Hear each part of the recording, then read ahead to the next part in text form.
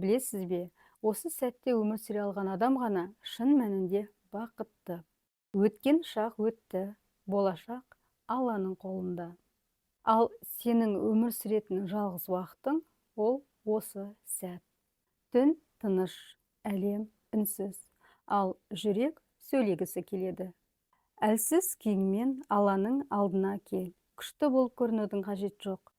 Бәрін білетін ол жалғыз Раббың. Дәл қазір не істеріңді білмей жүрсің бе? Ішіңді ауыртқан қандай мәселе бар? Қандай қорқыныш, қандай уайым? Ештеңені жасырып қалма. Жыласан жыла, сұрасан шын жүректен сұра. Тахажжуд жол таппағанда жол сұрайтын сәт.